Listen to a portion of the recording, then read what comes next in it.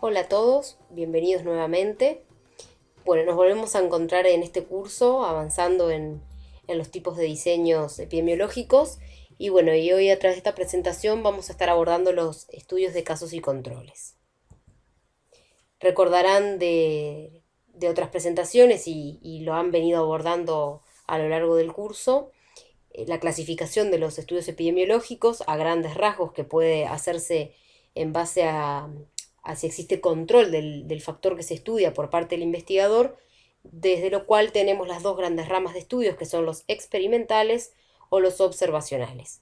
Hoy nos vamos a estar dedicando a un tipo particular de estudios observacionales que son los analíticos, y dentro de ellos vamos a estar hablando puntualmente de los estudios de casos y controles, que bueno, que como muestra la imagen, la formación de los grupos va a partir de la presencia de la enfermedad o el efecto que se pretende ver, asociación. Eso lo vamos a ir viendo.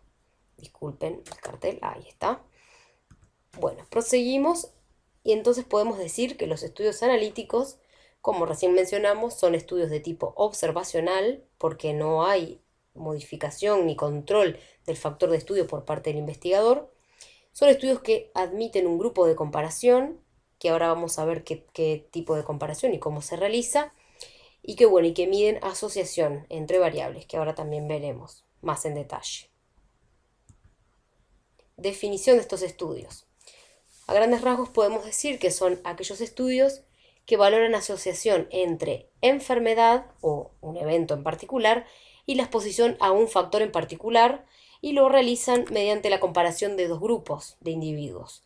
Unos individuos son los que van a aportar la enfermedad o el evento a estudiar, que son los casos, y los otros individuos son sanos o no tienen esa condición de estudio, que son los controles. Estos grupos se comparan retrospectivamente, o sea, hacia atrás, respecto a la presencia o ausencia de un factor determinado que presumimos pueda ser de riesgo. Entonces, mediante este esquema podemos ver la lógica de este tipo de estudios. Por un lado, por aquí tenemos a los enfermos o casos y a los no enfermos o controles. ¿Tá? Para esto sería más fácil de interpretar que las flechas estuvieran en este sentido hacia atrás, por lo que hablamos de que son estudios de tipo retrospectivo, pero bueno, de todos modos se entiende que del grupo de enfermos o de casos se va a ver qué individuos estuvieron expuestos al factor y qué individuos estuvieron no expuestos, o sea, qué proporción de individuos. Y lo mismo en el grupo de controles, se va a ver la cantidad de individuos expuestos al factor y la cantidad de individuos no expuestos. Esta es como la lógica general que manejan los estudios de casos y controles. La principal diferencia con los estudios de cohorte, que son el otro grupo de estudios analíticos, es que en el estudio de casos y controles, los individuos, como mencionamos, van a ser seleccionados a partir de la enfermedad o del evento que me interesa estudiar. O sea, eso ya sucedió en el tiempo, ya pasó, y bueno, y voy a ir para atrás a ver la exposición a determinados factores. De manera opuesta, en los estudios de cohorte, los individuos se van a seleccionar en base a la exposición y no en base a la enfermedad. Y de acuerdo a la exposición se los va a seguir en el tiempo prospectivamente, o sea, hacia adelante. Disculpen, este cartel aparece muy seguido, disculpen.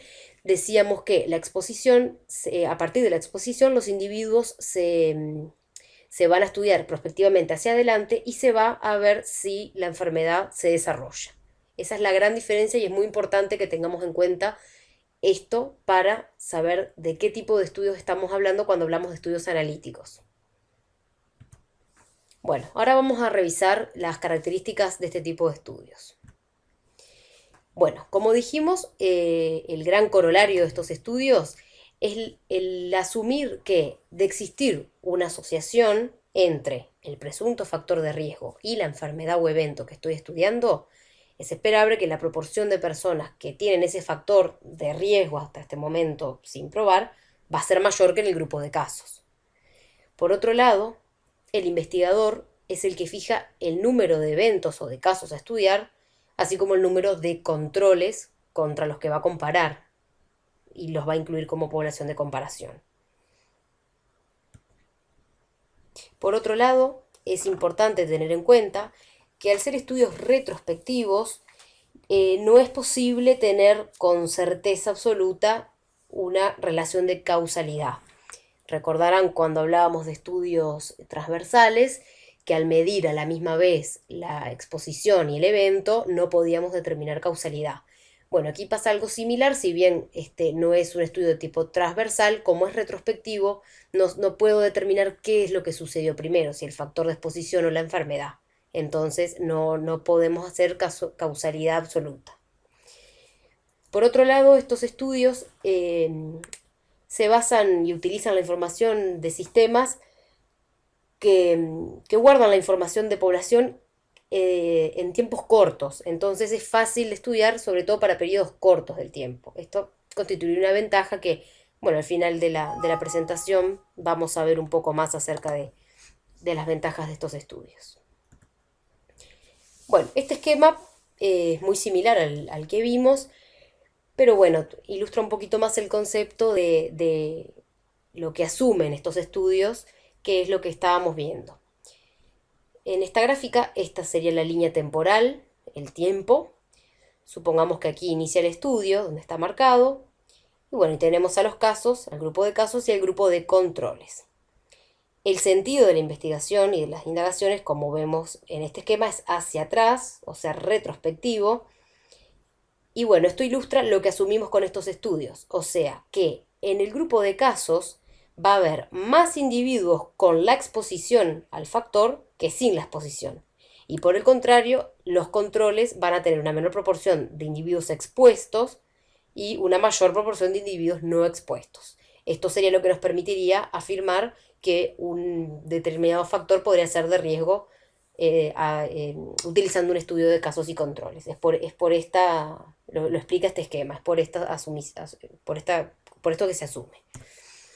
Bueno, en cuanto al diseño del estudio, vamos a ver brevemente algunas cosas a tener en cuenta. Por un lado, tenemos que tener en cuenta la selección de la población de base. La población de base o la población fuente es la población de la cual van a salir tanto los casos como los controles. Para esta población es importante tener en cuenta que los controles deben ser representativos de la población en que se originan los casos. Por eso me interesaba ponerlo en este esquema para que vean que deben salir de la misma población fuente, ambos, casos y controles. Bueno, y en cuanto a la fuente de esta población de base, puede ser una población de base primaria, que sería la población en la que se generarán los casos. Y los controles, en ese caso, se deberían seleccionar de esa misma población. Un ejemplo de esto sería los registros de notificación a escala local o a escala más macro. Por ejemplo, en nuestro país a nivel departamental o a nivel de una determinada región. O sea, eso sería una fuente primaria, basada en datos y registros de notificación permanente.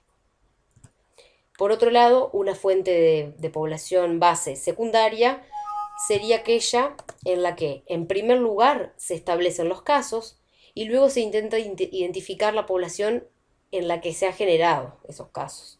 Y los controles deberíamos extraerlos de esa población identificada.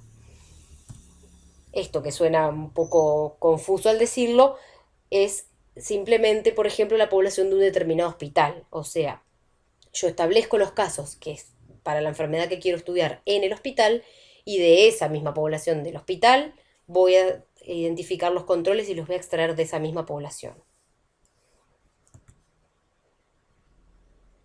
Bueno, por otro lado, es importante hacer la identificación de los casos. Y para esto tenemos varios aspectos que vamos a ir tratando a partir de ahora. Por un lado, la definición de caso. La definición de caso va a depender mucho de la sensibilidad, la especificidad y los tipos de criterios diagnósticos que yo voy a establecerme para definir el caso. Entonces, en base a esos componentes, voy a considerar a mayor o menor número de individuos como controles, como casos. Perdón, hay un error acá. Hay un error. Acá debiera decir casos. ¿Se entiende? Porque estoy definiendo los casos. Disculpen, esto es un error del PowerPoint. Bueno, y para esto es importante que se sepa que la definición de caso a veces viene dada, si son enfermedades que se diagnostican por paraclínica, radiografías o paraclínica de tipo analítica de sangre, también debemos incluirla, ¿tá? La definición de caso debe incluir lo más homogéneamente posible los criterios diagnósticos para esa enfermedad. Entonces, cuando hacemos la definición de caso, podemos incluir formas leves de la enfermedad o formas graves. La inclusión de formas leves podría ser que se incorporen individuos sanos como casos. Y esto se da porque el diagnóstico puede ser impreciso en estadios precoces de la enfermedad, lo cual haría que los individuos sanos se asuman como casos de la enfermedad sin serlo. Y la inclusión de formas graves acarrearía como problema que podrían quedar fuera individuos enfermos que, siendo enfermos, siendo casos, no evolucionaron a la peoría. Y estos individuos, el problema es que incluso podrían incluirse como controles siendo enfermos levemente. Entonces, para el primer caso, cuando se incluyen formas leves de la enfermedad, la especificidad es baja y la sensibilidad es alta como criterio diagnóstico. Y en las formas graves a la inversa, tiene una baja sensibilidad y una alta especificidad. Pero bueno, son dos situaciones que pueden hacer que se incluyan como casos individuos de manera errónea, que pueden sesgar el estudio. Por lo tanto, los criterios de inclusión de los casos deben ser claros, o sea, estar bien explicitados, deben ser reproducibles y, de ser posible, generados o avalados por sociedades científicas o por nomenclaturas de tipo internacional, clasificaciones internacionales que ya existen y avalen los criterios diagnósticos de la enfermedad. Esto, como es fácil de comprender, es mucho más accesible para enfermedades que ya son conocidas o bueno, que ya tenemos conocimiento de ellas de larga evolución. Entonces, ante enfermedades nuevas o poco frecuentes puede tornarse difícil establecer criterios definidos de forma homogénea, pero es muy importante porque la definición de caso es la que, en definitiva, va a incluir los individuos enfermos al estudio. En cuanto a la selección puntual de los casos, también tenemos dos tipos de fuentes. Por un lado, puedo incluir en mi población a todos los casos surgidos en una población definida en un periodo de tiempo dado, que esto sería una fuente primaria, o bien puedo incluir como casos a todos aquellos individuos diagnosticados con la enfermedad en un determinado lugar en un tiempo determinado. Esto sería secundaria. En cuanto a la fuente primaria, esta forma implicaría mecanismos que garanticen la cobertura de toda la población, o la mayor parte al menos de la población, como por ejemplo podría ser un banco de tumores o registros de por ejemplo, malformaciones congénitas, en donde continuamente se están registrando datos sobre individuos enfermos, o sea, sobre nuevos casos.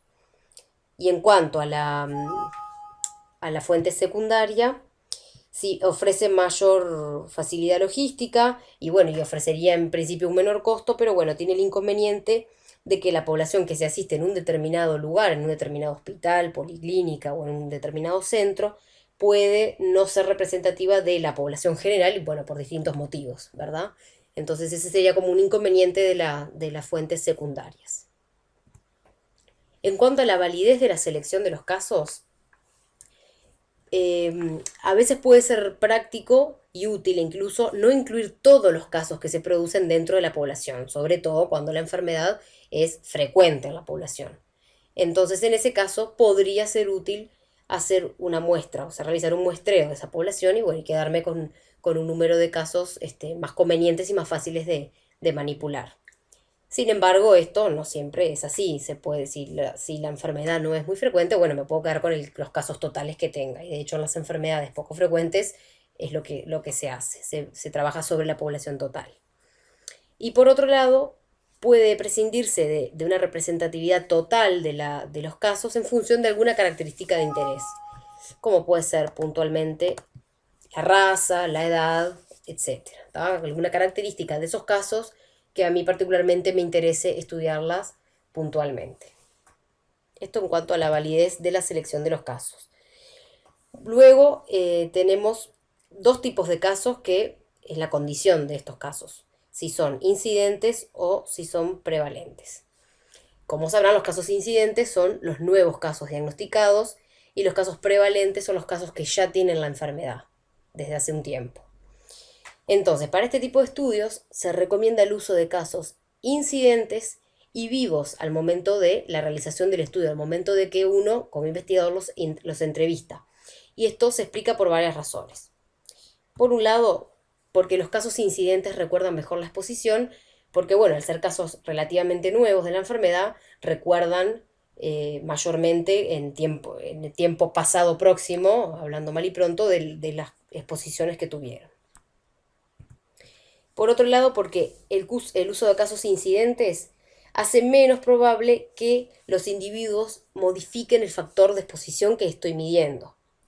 Y un ejemplo claro de esto es las enfermedades asociadas a los estilos de vida. Por ejemplo, una persona hipertensa, si es un caso prevalente, asumimos que luego del diagnóstico se le hicieron recomendaciones sobre su estilo de vida, con una ingesta baja en sodio, con aumento del ejercicio, de la dieta, y bueno, ese caso prevalente va a haber modificado la exposición que estamos midiendo.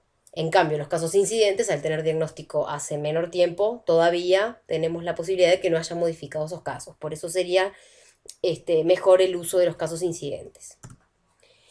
Por otro lado, el uso conjunto de casos incidentes y prevalentes podría restarle homogeneidad a la definición que hicimos para caso.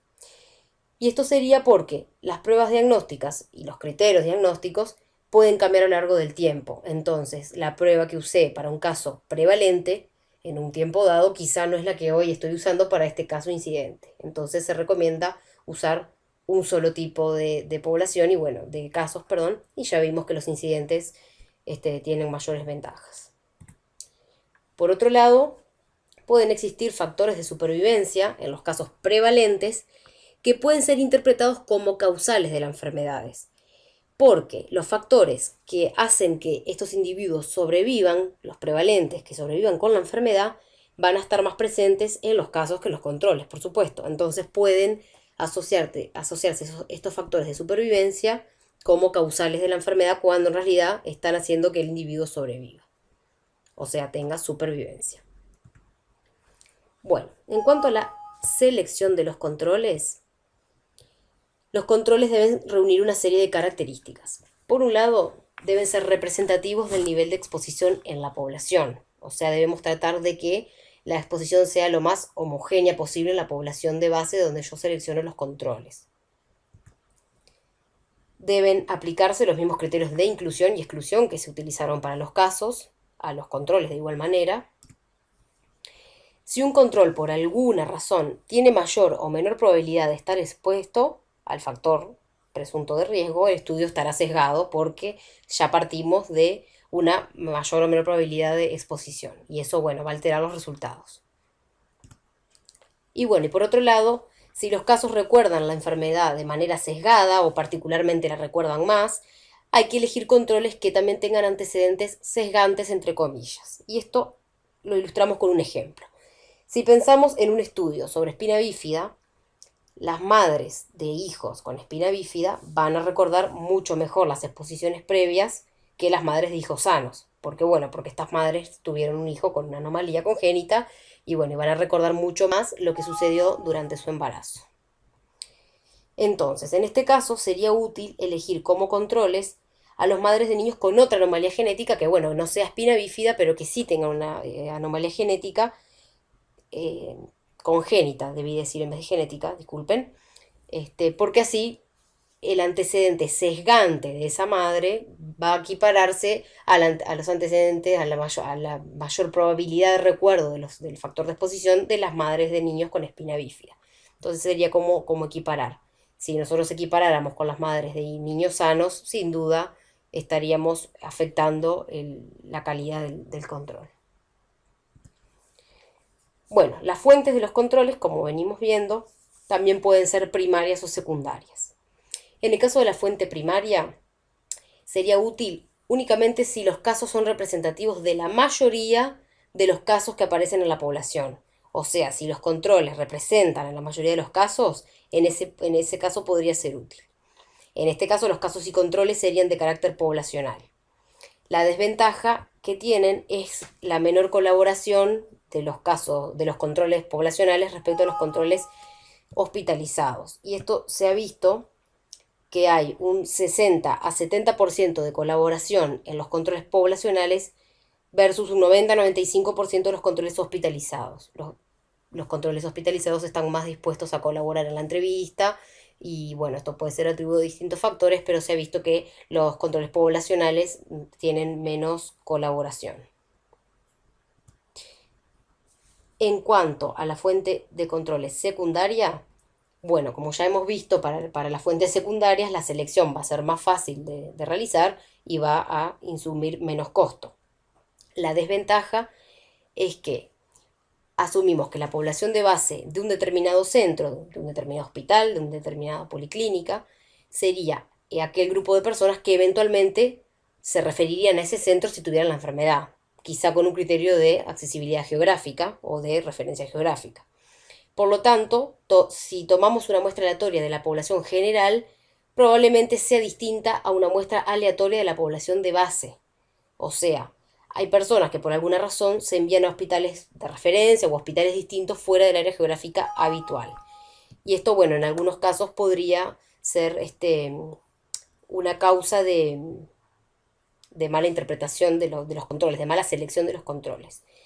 Para sobrepasar esta desventaja, lo que podría ser útil sería seleccionar controles en el mismo centro donde se están atendiendo los casos, en el mismo hospital. Esto aumenta la población de que los casos y los controles provengan de la misma población de base. Y en cuanto a esto, bueno, hay que tener en cuenta que, por ejemplo, si estoy estudiando un caso que tiene una enfermedad pulmonar, mis controles no pueden ser enfermos de la sala de neumología, porque ahí los controles tendrían como características muy similares a los casos. Entonces deberían ser, por ejemplo, controles de sala de medicina general o sala de gastroenterología, pero del mismo hospital. Pensando que, bueno, que a veces la población, esto que explicábamos recién, ¿no? Que la población de base del centro puede no ser representativa de la población general. Por ejemplo, en nuestro país tenemos hospitales de referencia, bueno, algunos están dispersos en distintas partes del país, pero bueno, pensando en el Hospital de Clínicas, que es un centro de referencia, quizás un individuo que se atiende en segundo nivel en Rivera debe ser enviado tal vez para alguna cosa, alguna enfermedad o algo de su tratamiento al Clínicas, y bueno, y quizás si yo tomo un control que no es del mismo lugar, asumiendo que la población de Rivera y la de Montevideo pudieran ser distintas en alguna característica de interés, bueno, podría estar induciendo errores en la interpretación futura del estudio. Bueno, esos eran los criterios para seleccionar tanto a los casos como a los controles. Bueno, ahora vamos a ver que existen distintas alternativas al número de controles por caso. Cuando el número de casos es suficiente, podemos seleccionar un control por cada caso estudiado. Sin embargo, si el número de casos es limitado, lo que se puede hacer es seleccionar más de un control por cada caso y eso aumentaría la potencia estadística del estudio para demostrar la asociación. Sobre todo, esto es muy útil cuando es bajo el costo de seleccionar un nuevo control. Por otro lado, si la relación de controles por caso es mayor a 4 controles por un caso, ya no se ve esa ganancia de potencia en términos estadísticos. Es muy pequeño comparado con el costo que implica hacer estos estudios y, bueno, y seleccionar más controles. Entonces, tener en cuenta que la relación 1-1 puede ser si el número de casos es suficiente y que, bueno, y en todo caso podemos aumentar un poco el número de controles respecto a los casos, pero no más allá de relaciones 4-1 porque no nos van a brindar mucho más beneficio. Bueno, en cuanto al emparejamiento o apareamiento o matching, se define como aquel proceso de reclutamiento para seleccionar controles que sean iguales a los casos en una o más posibles variables de confusión.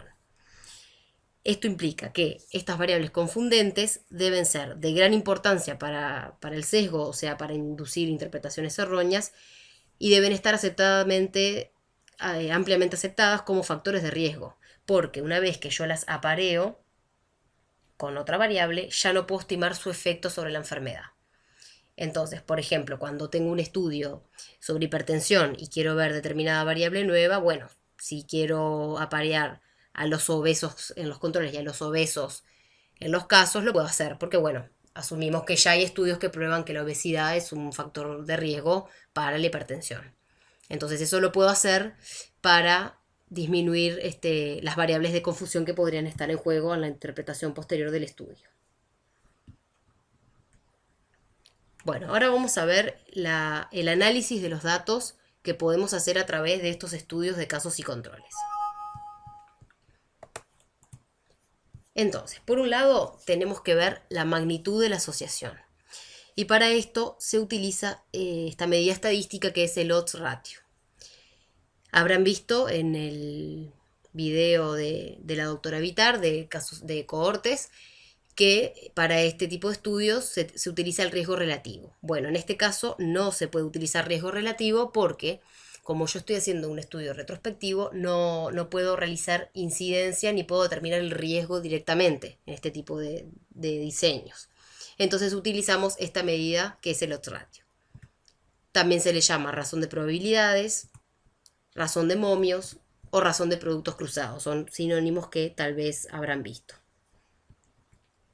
Entonces, para comprender este concepto de odds ratio, construimos la tabla de contingencia o tabla 2×2, que es esta tabla de doble entrada en la cual tenemos por un lado a los casos, por otro lado a los controles y a los individuos expuestos al factor y no expuestos al factor. Entonces nos quedan estos 4 casilleros que son en este orden el A, el B, el C y el D. El odds en este caso sería el cociente entre la probabilidad de que ocurra un evento y la probabilidad de que no ocurra ese evento. Sería ese cociente. Entonces, estadísticamente, la fórmula sería la siguiente. Sería A sobre B dividido C sobre D. Entonces, simplificando la ecuación, podemos hacer A por D, que esto sería el odds de exposición en los casos, dividido B por C, que es el odds de exposición en los controles. Por esto se le llama razón de productos cruzados, porque si ustedes ven, estamos multiplicando estos, el A y el D y el B y el C, que son cruzados en la tabla de contingencia.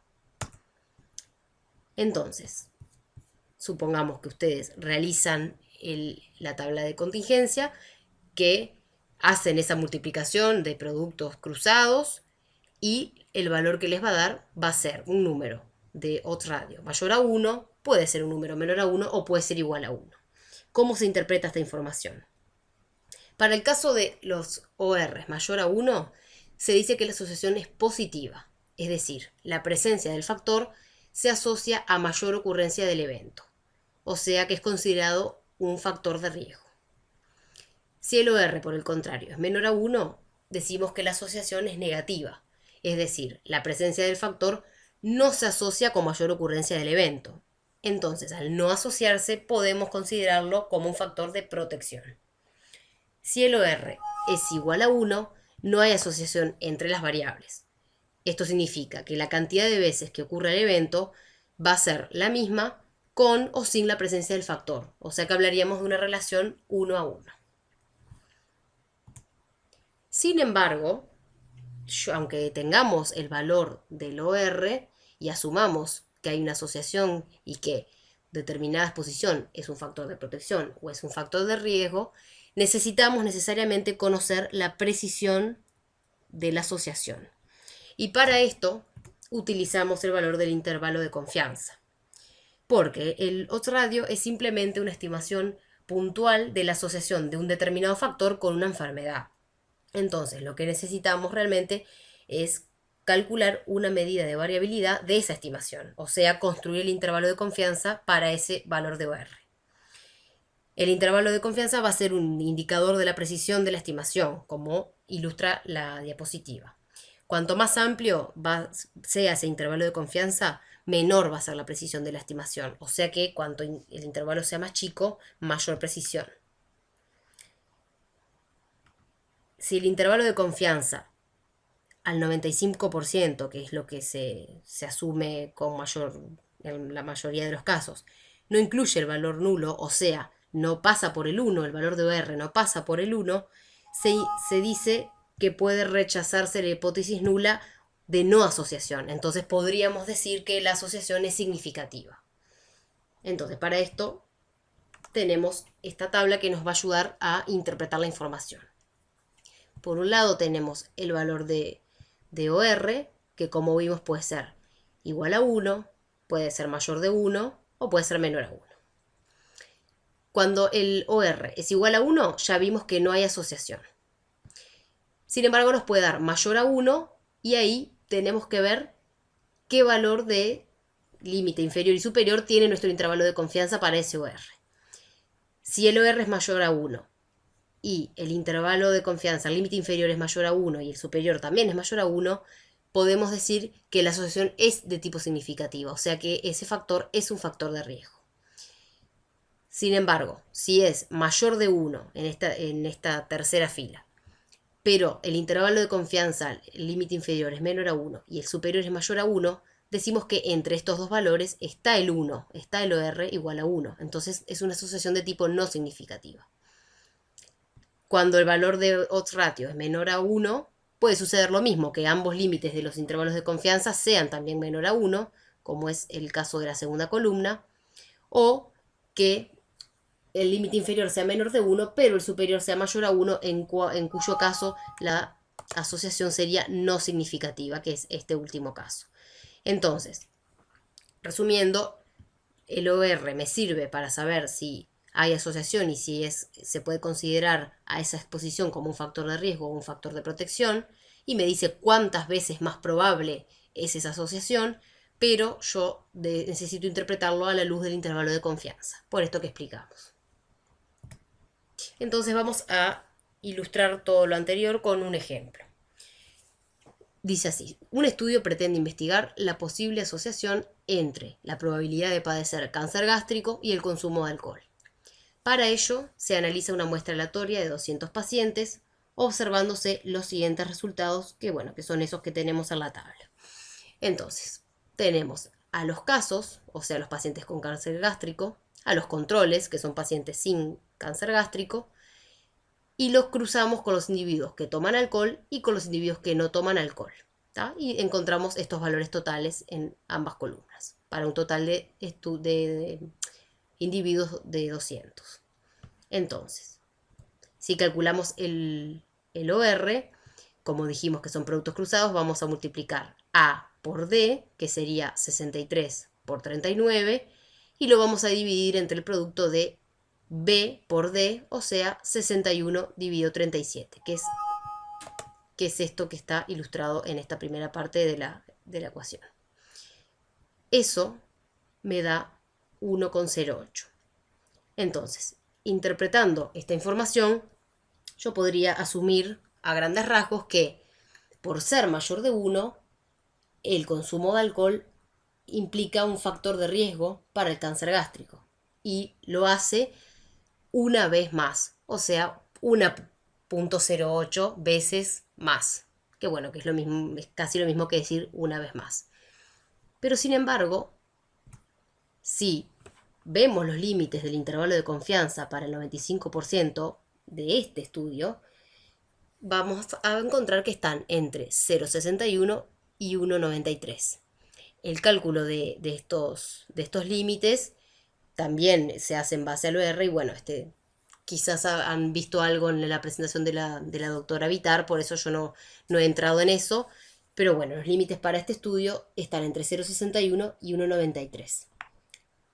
Por lo tanto, la asociación no es significativa porque entre estos valores está el OR igual a 1. Y por lo que dijimos anteriormente, no puedo asumir una asociación de forma significativa en este caso. Bueno, vamos a hablar brevemente de el sesgo en los estudios de casos y controles.